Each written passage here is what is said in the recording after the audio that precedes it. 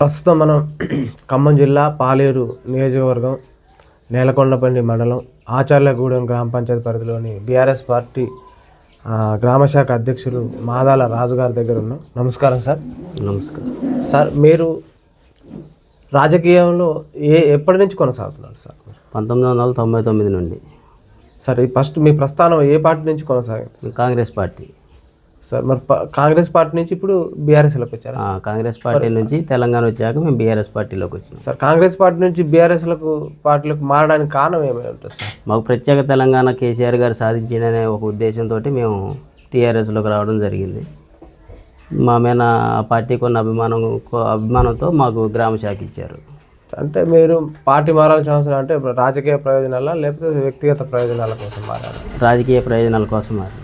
అంటే ప్రజలకు సేవ చేయడం. ప్రజలకు సేవ చేద్దాం. సార్, మరి కేసీఆర్ గారు 10 ఏళ్ల పాలనలో సంక్షేమ పథకాలు మన ఈ ఆచార్యగూడెం గ్రామ పంచాయతీకి ఎలా అందినాయి సార్? మాకు మంచిగా సీసీ రోడ్లు ఇచ్చిండు, తర్వాత 24 గంటల విద్యుత్ ఇచ్చిండు, రైతు బంధు ఇచ్చిండు, రైతు రుణమాఫీ ఇచ్చిండు. ఇంకా ఏం సంక్షేమం? మాకు అన్ని పథకాలు అందినాయండి దాదాపుగా. సరే, మరి ఈ గ్రామ పంచాయతీలో డబుల్ బెడ్రూమ్ ఇల్లు కానీ, దళిత బంధు కానీ, బీసీ బంధు కానీ, యాదవుల గొర్రెల పంపిణీ కార్యక్రమం ఏ విధంగా జరిగింది సార్ మన గ్రామ పంచాయతీ? గొర్రెల పంపిణీ 50% జరిగింది.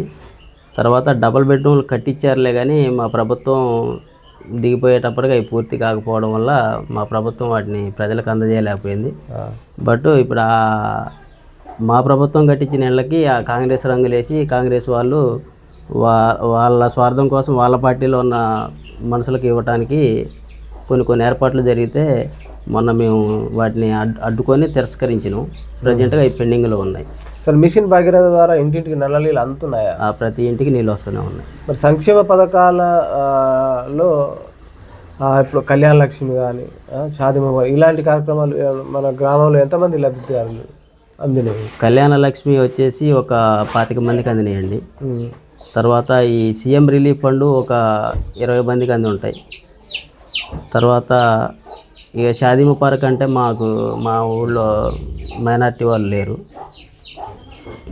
మీరేమైనా వార్డు మెంబర్ ఉపసభ్యులకు ఏమైనా చేశారా సార్? మీరేమైనా పార్టీ స్థానిక సంస్థలు ఏమైనా పనులు వార్డు మెంబర్ కానీ ఉపసభ్యులు ఏమైనా పని చేశారా మీరు? వార్డు మెంబర్కి ఏం చేయలేదు, మామూలుగా. సార్, మీరు 10 ఏళ్ళ అధికారంలో ఉన్నారు సార్.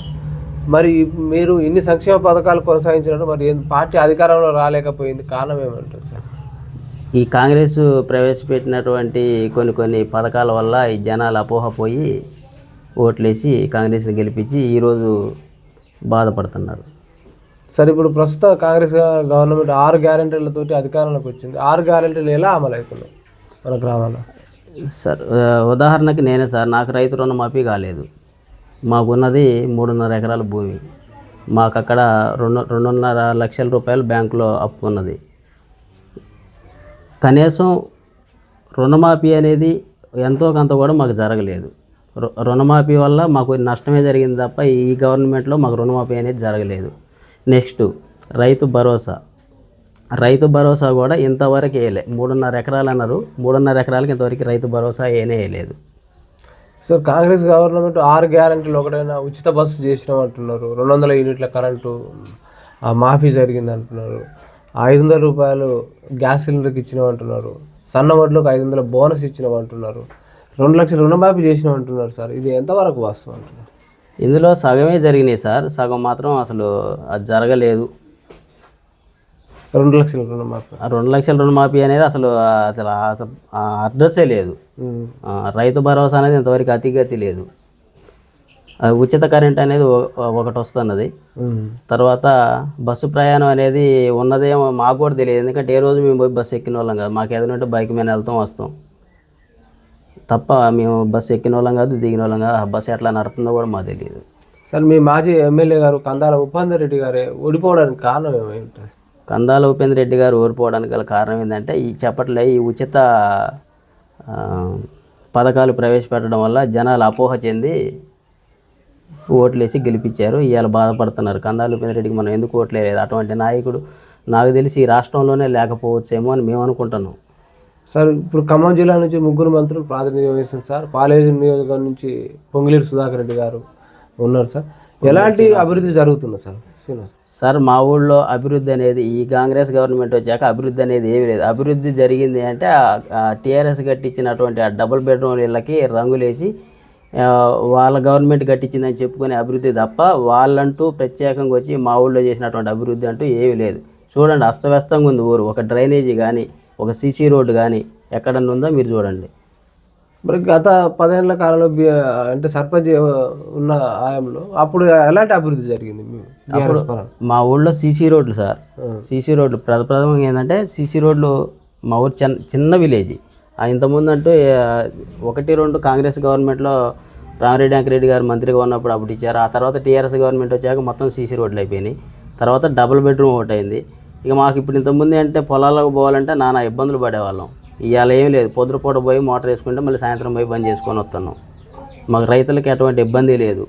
తర్వాత ఏంటంటే ఈ సీసీ కొనుగోలు కేంద్రాలు పెట్టిండు, ఒడ్ల ఖరీదులకు కూడా మాకు ఇబ్బంది లేదు. ఈ గవర్నమెంట్ ఇప్పుడు మా ఊళ్ళో సగం కోతలు అయిపోయినాయి, ఇంతవరకు సీసీ అనేది ఓపెన్ చేయలేదు.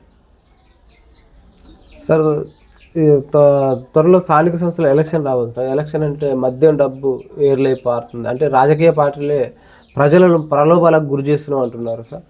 దీని ద్వారా ప్రజలు ఓట్లను కొనుగోలు చేసే కార్యక్రమాలు పార్టీలు చేస్తున్నాయి.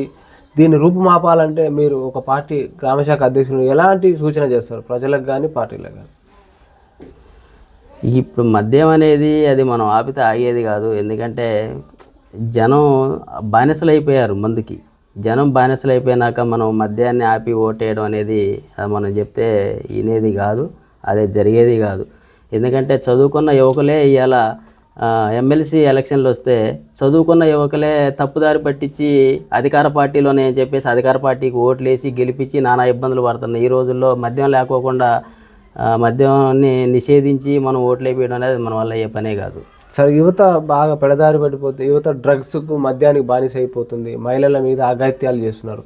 ఇటీవల నాగర్ కర్నూలులో ఒక అమ్మాయి మీద సామూహిక అత్యాచారం చేశారు. అంటే యువత పెడదారి పడిపోతుంది. అంటే చట్టాల్లో మార్పు రావాలంటారా, ప్రజల్లో మార్పు రావాలంటారా?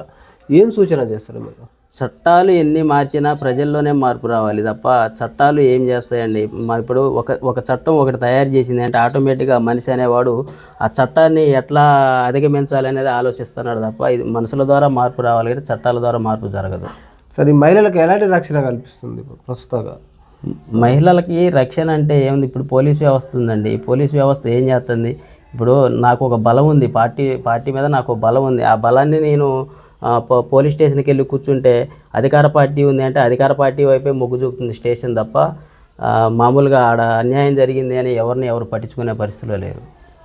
సరే, ఇప్పుడు స్థానిక సంస్థ ఎలక్షన్లు ముగిసి సంవత్సరాల పైచీలకు అవుతుంది.